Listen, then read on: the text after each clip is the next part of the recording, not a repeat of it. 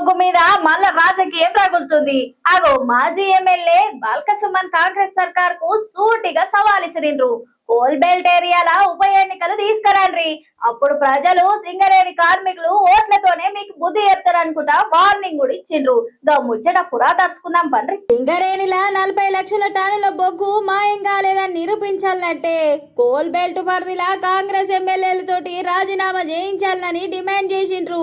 ఉప ఎన్నికలు పెడితే సింగరేణి కార్మికులు ప్రజల ఓట్లతోటి తీర్పు చెప్తారని, అప్పుడు అసలు నిజం బయటకు పడుతుందని ఇగో బల్కా సుమన్ అన్న అంటుండు. మరి ముచ్చటేందో ఏడదాకా పోతుందో చూడాలి. మరి చెప్తున్న సింగరేణి అధికారులారా, కాంగ్రెస్ ప్రభుత్వ పెద్దలారా, అంత మంచిగానే ఉంటే సింగరేణిలో స్కాములు జరగకపోతే, సింగరేణిలో 40 లక్షల టన్నుల బొగ్గు మాయం కాకపోతే, సింగరేణిలో మీరు పట్టాలు ఇచ్చే ఉంటే, మీరు ఉద్యోగాలు ఇచ్చే ఉంటే, వాళ్ళ చెంచల్ కూడా జైలు సాక్షిగా నేను సవాల్ చేస్తా ఉన్నా.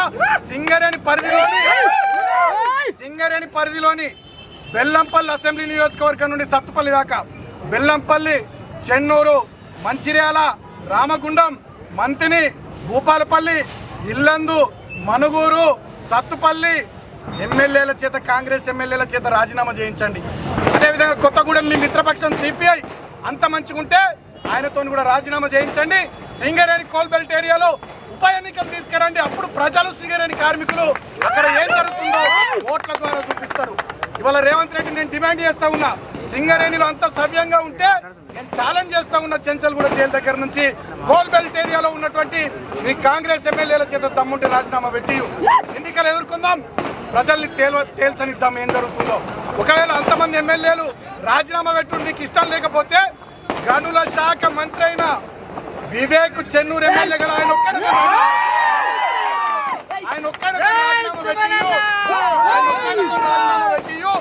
చెన్నూరు అసెంబ్లీకి ఉప ఎన్నిక తీసుకురండి. సింగరేణి కార్మికులు ఏం కోరుకుంటున్నారు, మీరు చెప్తున్నది నమ్ముతున్నారా, మీ ప్రభుత్వం పట్ల ఆగ్రహంగా ఉన్నారా, దాన్ని బట్టి అర్థమవుతుందని చెప్పి ఇలా నేను రేవంత్ రెడ్డికి తెలియజేస్తా ఉన్నా. ఇవాళ ఒకటే మాట రాష్ట్ర ప్రజల్ని నేను ఆలోచించమని కోరుతా ఉన్నా, రాష్ట్ర ప్రజల్ని ఆలోచించమని కోరుతా ఉన్నా. ఇవాళ రాష్ట్రంలో ఏ వర్గం సంతోషంగా లేదు, కేవలం రేవంత్ రెడ్డి భజన బృందం, రేవంత్ రెడ్డి బంధువర్గం, రేవంత్ రెడ్డి మిత్ర బృందం తప్ప రాష్ట్రంలో ఏ వర్గం సంతోషంగా లేదు.